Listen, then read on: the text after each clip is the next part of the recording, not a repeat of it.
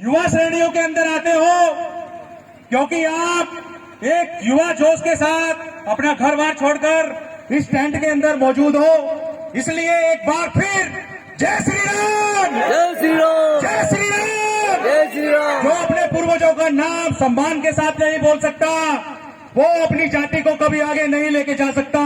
पीछे वालों के लिए एक बार फिर जय श्री राम, जय श्री राम। और मैं अपने भाषण के साथ यहां से शुरुआत करता हूं। पॉइंट तो मेरे बहुत सारे हैं यहाँ पर जो ये लिख के लाया हूं। कितना बोल पाऊंगा ये तो आने वाला वक्त ही बताएगा, लेकिन एक पीड़ा जो है हमारे युवाओं के लिए, सबसे पहले उनको मैं नमन करता हूं जो इन युवाओं ने एक अच्छे भव्य प्रोग्राम को अंजाम दिया है। उनका सच सच नमन करता हूं मैं, और समाज की तरफ से धन्यवाद देता हूं कि आने वाले समय के अंदर इससे भी बड़े बड़े प्रोग्रामों का आयोजन करेंगे। और ये युवा साथियों को प्रेरित करने के लिए मैं पवन और रघुवंशी गाजियाबाद से यही एक विनती करता हूं कि ऐसे भव्य प्रोग्रामों का हर महीने आयोजन हो, और ऐसी धर्मशाला जो हमारे उज्जैन में है, उज्जैन के अलावा हरिद्वार, काशी, जहां जहां पर भी हमारे भोलेनाथ के ज्योतिर्लिंग है, वहां पर धर्मशालाओं का निर्माण हो। और इस भाषण के साथ मैं ये भी बोलना चाहता हूं कि ये शुरुआत हमारे इंदौर शहर से उज्जैन की तरफ जा रही है और इसी तरीके से पूरे भारतवर्ष में फैलती चली जाए। मेरे युवा साथियों, एक बार फिर जय श्री राम, जय श्री राम, जय श्री राम, जय श्री राम, जय श्री राम, जय श्री राम। और ये गूंज हमारी भारत के हर कोने तक जानी चाहिए। और उस पीड़ा को मैं यहाँ पर दर्शाने आया हूँ कुछ पॉइंटों के साथ, जिसमें हम लोग अभी तक पिछड़ रहे हैं। हमारे और समाज का नाम कहीं भी सम्मान के साथ लोग नहीं ले पा रहे हैं, जिसका कारण हम लोग खुद हैं, वो लोग नहीं है। सबसे ज्यादा जरूरी है जो हम लोगों को शिक्षा का जो अभाव है हमारे बीच में, शिक्षा का ज्यादा से ज्यादा प्रचार करना चाहिए। और उसके लिए हमारी माता बहनें जो है, ये इन लोगों को सबसे आगे की तरफ आना चाहिए। पुरुषों को इनका साथ देना चाहिए और स्कूल कॉलेजों की तरफ इनको बढ़ावा देना चाहिए। शिक्षा का अभाव ही हमारी सबसे बड़ी अज्ञानता है, जिसके कारण हम लोग एक छोटी सी टेंट तो हमारा 4000 का है, लेकिन यहाँ पे हम 500 लोग भी जमा नहीं हो पाए। ये हमारा शिक्षा का अभाव ही है जो हम लोग जागरूक ना कर पाए। पता नहीं वो युवा क्यों नहीं आ पाए, शायद यही कारण होगा कि वो नशा करके कहीं पे पड़े होंगे। क्यों नशा करने के लिए आपने जन्म लिया है? नहीं, आप लोगों का जन्म एक और समाज को नए इतिहास की तरफ लेके जाना था। आप आज वो युवा जो है घर में पड़े हुए हैं, खाट पे अपना नशा करके सोए हुए हैं। जागो युवाओं, जब तक आप नशा नहीं छोड़ोगे, आगे नई पीढ़ी का इतिहास नहीं आप करोगे। मैं फिर दोबारा से कहता हूं, अपने पूर्वजों का नाम लो, जय श्री राम, और नशे को आप अपने से दूर कर देंगे, ऐसी मैं मंगल कामना करता हूं। उन युवाओं के लिए मैं यही कहना चाहता हूं कि अपने बुजुर्गों से आप कुछ ना कुछ सीखते रहिए, क्योंकि सीखना जिंदगी के अंदर लगा रहना चाहिए। छोटे से सीखो और बड़े से सीखो। बुजुर्गों से भी यही एक मेरा विनम्र निवेदन है कि अपने छोटे भाइयों से, अपने छोटे बच्चों से हमेशा सीखता रहना चाहिए, क्योंकि कहीं ना कहीं वो छोटे बच्चे आपको एक नई सीख का संचार पैदा कर देंगे। और ये एक मंच जो आज यहाँ पर मौजूद है, वही युवा बच्चे पता नहीं कितने मंचों का संचालन कर देंगे। उन युवाओं को आगे बढ़ने का आप आश्वासन दीजिए, उनका सहारा बनिए, उनका मार्गदर्शन बनिए। यही मेरी एक मंगल कामना है। माता बहनों के लिए एक मैं विशेष बात कहना चाहता हूं कि आज हमारी शादी होती है, 2 दिन के बाद ही जाने क्यों किस परिस्थितियों के अंदर हम लोगों का जल्दी तलाक हो जाता है। वो कहीं ना कहीं वहां भी शिक्षा का अभाव होता है, क्योंकि अगर हम शिक्षित ना होते और हमारा एक मजबूत संगठन ना होता तो शायद जल्दी तलाक वाला निर्णय भी हम लोग ना ले पाते। एक अच्छा संगठन होगा तो उस परिवार के बीच में वो संगठन जाएगा और जल्दी तलाक को रोकने का वो निर्णय ले सकता है। मेरी बात अगर अच्छी लग रही हो तो पीछे वाले खड़े हुए भैया एक बार जरूर हाथ उठाए, क्या जल्दी तलाक होना चाहिए? अगर हम लोग शिक्षित होंगे तो हमारा परिवार आगे बढ़ने की बजाय वो पहले से विघटन हो जाएगा। तो अच्छे समाज को जल्दी तलाक पे रोक लगानी चाहिए।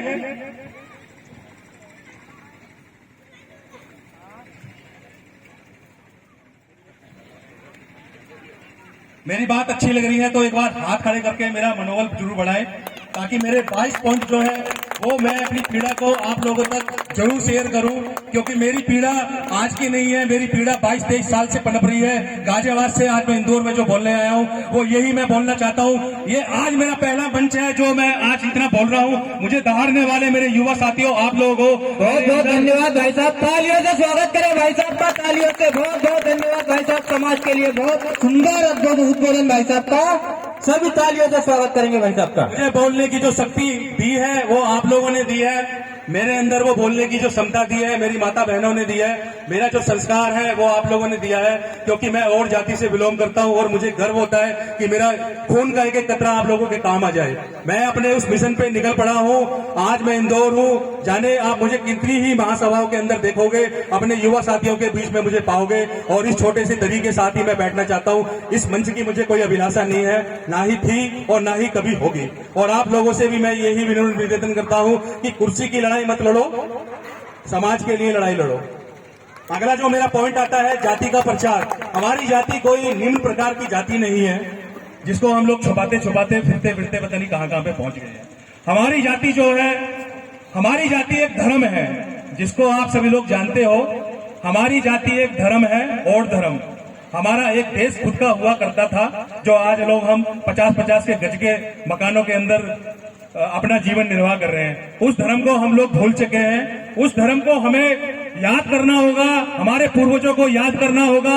चक्रवर्ती सम्राट श्री सगर जी महाराज को याद करना होगा, श्री भागीरथी महाराज को याद करना होगा कि वो हिमालय की चोटी से और अरब सागर तक वो गंगा को लेके आए हैं। हमें उनको याद करना होगा। क्या आपका खून मेरे खून की तरह उबलता है? क्या उबाल नहीं लेता है क्या वो खून?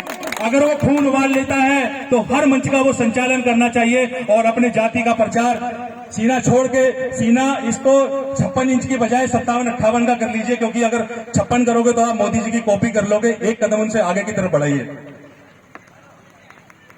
जब तक हम लोग दान नहीं करेंगे इस जाति का महाकल्याण होना शायद संभव ना हो।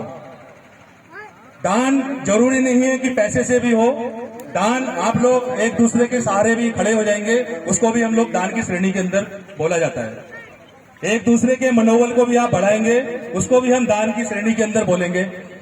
छोटी छोटी बच्चियों से मेरी ये एक आरजू है कि आप लोग कतई भी घबराए ना, और घबराने से कोई भी एक नए भव्य इतिहास गवाह है कि कोई भी इतिहास हम लोग रच नहीं सकते हैं। तो इतिहास को रचने के लिए घर से निकलना बहुत जरूरी है।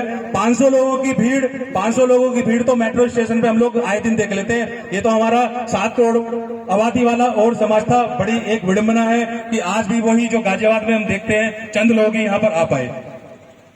ये हमारी एक विडंबना है कि हम लोग घर से निकलना पसंद ही नहीं करते हैं। इसका कारण शायद यही हो सकता है कि हम एक अच्छी सोच के साथ क्या पता ना आगे बढ़ पा रहे हो। एक अच्छी सोच का निर्माण करना ही भव्य और समाज का निर्माण होगा। जब तक हम अपने पूर्वजों की याद में मेले समारोह और उनकी जगह जगह प्रतिभाओं का अनावरण नहीं करेंगे तो हम लोगों की एक पहचान नहीं बन पाई। हम लोग निम्न श्रेणियों के अंदर आने वाली जाति नहीं है। ध्यान देने योग्य वाली बात यह है कि हम एक उच्च श्रेणी वाली जाति से बिलोंग करते हैं। मेरी बात से आप सहमत हैं या मैं गलत बोल रहा हूं? भाई साहब को ताली बजा करके उद्बोधन दे।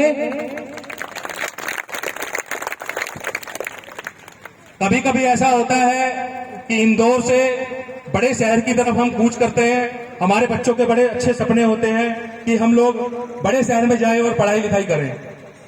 पढ़ाई लिखाई करने के बाद वहां पर कभी कभी ऐसा भी होता है कि किसी स्टेट के अंदर हम लोग जनरल कैटेगरी के अंदर भी आते हैं, तो हम लोगों का एडमिशन तक भी नहीं होता हमारे बच्चों का, और डोनेशन के नाम पे वो कॉलेज वाले पता नहीं क्या क्या मांग लेते हैं। हम लोगों को एक अच्छी शिक्षा के लिए राजनीतिक स्तर पर भी आगे की तरफ कदम बढ़ाना बहुत जरूरी है। और जब वो लोग मान लो इंदौर से दिल्ली की तरफ जाएंगे तो हम एक दूसरे के जब तक संपर्क में नहीं आएंगे हम लोगों को ज्ञान की अज्ञानता की कमी होगी। हम लोग अपने आप को अकेला ही महसूस करेंगे। आज आपके बीच में हूं तो मुझे बिल्कुल भी कतई ये कहते हुए शर्म नहीं आ रही है कि मैं अकेला हूं। आप लोगों के बीच में हूं, आप मेरे पूरा परिवार है और बड़ा आनंद का मुझे यहाँ पर अनुभूति हुई है। और अपने भाषण को इतना लंबा मैं आप लोग आराम से सुन रहे हैं, इसी वजह से मैं आगे की तरफ बोले जा रहा हूं। वक्त के साथ चलिए और समाज के साथ चलिए। एक दूसरे की सहायता कब पड़ जाए कोई नहीं जानता। इसलिए आपके शहर में अगर कोई दूसरे राज्य से अपने समाज का कोई भी व्यक्ति है, उसे किसी भी प्रकार की सहायता की जरूरत है, तो उसकी सहायता करने के लिए आप घर से जरूर एक बार जाएं। और ध्यान देने योग्य बात यह है कि समाज के लोगों का कोई गलत फायदा न उठाएं, वरना समाज के लोग आगे से विश्वास नहीं करेंगे, चाहे कोई किसी भी मुसीबत में क्यों ना हो। एक दूसरे का विश्वास बहुत ज्यादा जरूरी है। एक दूसरे का फायदा ना उठाएं, एक अच्छी सोच के साथ आगे की तरफ कदम बढ़ाएं। बेरोजगार युवाओं, नौकरी, व्यवसाय करने वालों की सूची, यहाँ पर बहुत बड़ा संगठन है, तो इस संगठन को मैं से आग्रह करना चाहता हूं कि ऐसे बेरोजगारों की एक सूची तैयार करी जाए। क्या वास्तव में उन्हें नौकरियों की जरूरत है, उनका मनोबल बढ़ाया जाए, उनको रोजगार की तरफ प्रेरित किया जाए। छोटी छोटी नुक्कड़ सभाओं के द्वारा उनको बताया जाए कि नौकरी भी लगना कोई बड़ी चीज नहीं है। मेरी कहानी भी कुछ इस तरीके से स्टार्ट हुई थी कि शादी के बाद भी मैं बेरोजगार था और मुझे पता भी नहीं थी कि रोजगार होता क्या है। 2000 की नौकरी करने वाला 47,000 रुपए की नौकरी छोड़ के भी आप लोगों के बीच में है और अपना ही खुद का मैंने बिजनेस जो है वो स्टार्ट किया और धीरे धीरे वो एक कदम बॉलीवुड की तरफ भी बढ़ाया। आप लोगों को मैं बता दूं कि मैं एज एक्टर, राइटर और डायरेक्टर बॉलीवुड की तरफ मेरा कदम है और मैं मुंबई से विलोम भी करने लगा हूं। आज मेरे लिए कोई मुंबई कोई अछूता नहीं है और आपको मैं बता दूं कि हमारे मुंबई में हमारे समाज का मैं किसी को भी नहीं जानता हूं, लेकिन आपका ये भाई आज मुंबई के किसी भी सेलिब्रिटी को यहां तक भी बुलाने का हकदार है। मेरी आने वाली जो मूवी है संविधान एक रास्ता, मैंने लिखी थी 22 दिन के अंदर और ये मेरा ओड़ो का संविधान कोशिश करी है कि छोटे से पॉइंटों के साथ मैंने लिखने की कोशिश करी है और एक ऑडियो भी बनाया है। आप लोगों से यही विनती है उसको ध्यान से सुनना। उसके अंदर कोई ऐसी त्रुटि मैंने बोल दी हो और ऐसी एकता का जो मैं परिचय देने की कोशिश कर रहा था, जिसकी एकता का मैंने खंडन किया हो, मैं माफी चाहूंगा। उसको मैंने किसी तरीके से खंडन नहीं किया है, आगे बढ़ने के लिए मैंने प्रेरित करने की कोशिश की है। उस ऑडियो को आप ध्यान से सुनिएगा और युवाओं से मेरा विनम्र निवेदन है कि उसको आगे की तरफ बढ़ाएं और उसके अंदर ऑडियो को कट आउट करके या कोई भी उसके अंदर त्रुटि है उसके अंदर ऐड करके आप आगे की तरफ बढ़ा सकते हैं। मैंने तो 22-23 पॉइंट लिखे थे ओड़ो का संविधान। मेरे युवा साथी इतने पढ़े लिखे हैं यहाँ पर कि आगे की तरफ उसको पूरा संविधान को हम बना सकते हैं। आपको जानकर ये खुशी होगी, हमारे देश का संविधान 7.5 किलो का है और हमारे ओड़ो का संविधान 7 करोड़ जाति मतलब हमारे लोगों का है।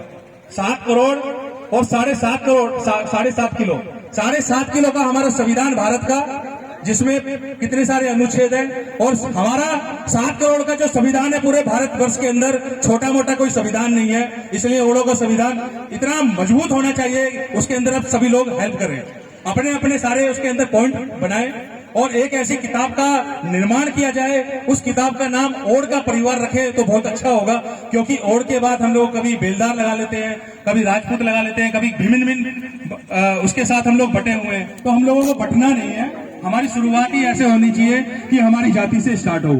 तो मैंने तो अपना नाम जो मेरा था पवन कुमार, उसको संशोधन किया पवन रघुवंशी में और आप लोगों के सानिध्य में आया। आज शुरुआत ही मैं और पवन रघुवंशी से करता हूं। मेरी सारे आने वाली जो मूवियां हैं बॉलीवुड के सभी प्रोडक्शन हाउस में मेरा नाम पवन और रघुवंशी है। कागजों में भवन भले ही मेरा नाम पवन कुमार हो, लेकिन गर्व से कहता हूं पवन और रघुवंशी।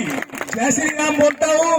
माँ चश्मा जी का आशीर्वाद लेने यहाँ आया हूँ, भागीरथी जी का आशीर्वाद लेने जाऊंगा और अगली जो हमारी कार्यक्रम जो हमारी हो रही है वो अयोध्या के अंदर ऐसी एक टीम का गठन धीरे धीरे हो रहा है और हमारी आने वाली जो मूर्तियों का अनावरण है वो शायद अयोध्या में भी आपको देखने के लिए मिल जाएगा। आज हमारी 500 लोगों की टीम है, उनका मनोबल बढ़ाने के लिए आपको अयोध्या भी जाना पड़ेगा। तो हाथ जोड़ के यही निवेदन है कि आप अयोध्या तक का भी सफर तय करना और भगवान राम की आशीर्वाद भी यहाँ पे आप लेना।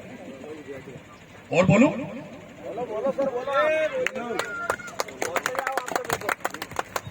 भाई साहब का उद्बोधन बहुत बढ़िया, धन्यवाद भाई साहब को। एक बात मैं बीच में कहना चाहूंगा भाई साहब के लिए कि लहरों से डरकर नौका पार नहीं होती, लहरों से डरकर नौका पार नहीं होती और कोशिश करने वालों की कभी हार नहीं होती। आज 500 है, कल हम 5000 में होंगे इस पंडाल में।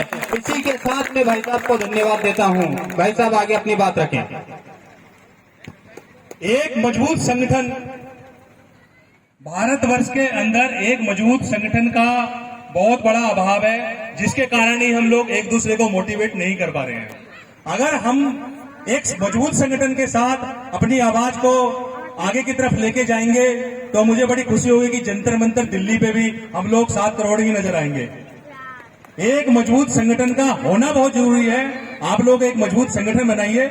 हम लोग तो सिर्फ एक सदस्य के रूप में आप लोगों के साथ हैं और हमेशा रहेंगे। जब तक हमारा एक मजबूत संगठन नहीं होगा, हमारी आने वाली पीढ़ी आगे नहीं बढ़ पाएगी। मैं की भावना को खत्म कर दीजिए, हम की भावना को उदय कर दीजिए। मैं से शुरुआत होगी तो इसी तरीके से आप मुझे मंच पे अकेले ही महसूस पाएंगे, और हम की भावना होगी तो मैं आपको हम की भावना से यहां से देख पा रहा हूं। एक मजबूत संगठन जब तक नहीं होगा, हम लोग आगे की तरफ नहीं बढ़ पाएंगे। और सबसे बड़ी जो चीज है, एक सोच। आपकी जब तक सोच बहुत बड़ी नहीं होगी तो आप लोग आगे की तरफ कदम नहीं बढ़ा पाएंगे। आपकी जो सोच है वो सबसे पहले नेगेटिव चीज को आप पॉजिटिव में कन्वर्ट कीजिए, और कोई बहुत बड़ी बात नहीं है। उसको कन्वर्ट करने वाले आप ही खुद क्रिएटर हो, और आप उस सोच को एक बड़ा कर सकते हैं। सभाओं को संबोधित करना, यहां बैठे युवाओं को मेरे बाद मैं उनसे हाथ जोड़ के निवेदन करना चाहता हूं कि युवाएं ज्यादा से ज्यादा यहां पर आके अपना भाषण जरूर दें, और जब तक वो सभाओं के अंदर आएंगे नहीं तो आप लोगों के जो लड़खड़ाते पैर हैं, लड़खड़ाती जो आवाज है, वो दूसरे समाज के लोगों तक, अपने समाज के लोगों तक नहीं पहुंच पाएगी। मैं आपको यही बताना चाहता हूं कि ऐसी सभाओं का आयोजन समय समय पर होता रहना चाहिए, और समाज की छोटी छोटी सभा ही एक बड़ी मंजिल की तरफ हमें ले जाने का संकेत कर रही है। इसलिए सभाओं का कभी अंत ना हो। युवाओं, आप लोग एक अच्छे भाषण, एक अच्छे वक्ता बन सकते हैं। इसलिए अपनी वाणी को इतना मजबूत बनाइए कि आपकी जो वाणी है लोगों के दिलों तक बहुत लंबे समय तक ठहर जाए, और एक जो ठहराव है वो किसी तरीके से संसद का घेराव बन जाए। वहां असेंबली के अंदर हम लोग और समाज के लोग हैं, अपना एक ऐसा घेराव करके और एक और परिवार का निर्माण करें। कोई बड़ी बात नहीं है। हमारी शुरुआत 0 से हो सकती है, लेकिन उसके पहले 1, 2, 3, 4 की गिनती आप लोग ही खड़ी कर सकते हैं, और सैकड़ा, हजारों, करोड़ों लोगों तक हमारी जो संख्या है वो आप लोग पहुंचा सकते हैं। इसलिए सभाओं का आयोजन बहुत जरूरी है। उनमें अच्छे संबोधन करने वाले जो वक्ता हैं, उन वक्ताओं को आगे की तरफ आने की बहुत ज्यादा जरूरत है। और जिंदगी के अंदर अच्छे श्रोता तो बनो, और एक अच्छा वक्ता होना भी आपके लिए बहुत ज्यादा जरूरी है। आपकी जो मन की पीड़ा है, आप अपने मन की पीड़ा को जब तक सामने वालों को नहीं बता पाएंगे तो वो लोग जान नहीं पाएंगे कि आपके मन की पीड़ा क्या है। इसलिए अच्छी सभाओं का संबोधन करना बहुत ही जरूरी है।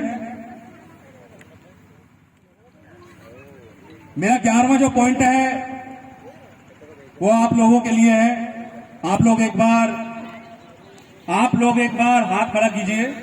एक बार मेरी बात आपको सुनाई दे रही है? मेरी बात आपको सुनाई दे रही है? आवाज आ रही है?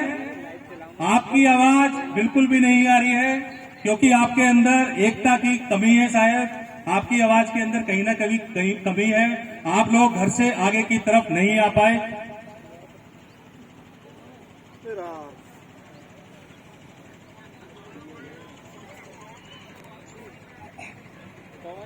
यहाँ क्या है कि यहाँ जो गरीब है,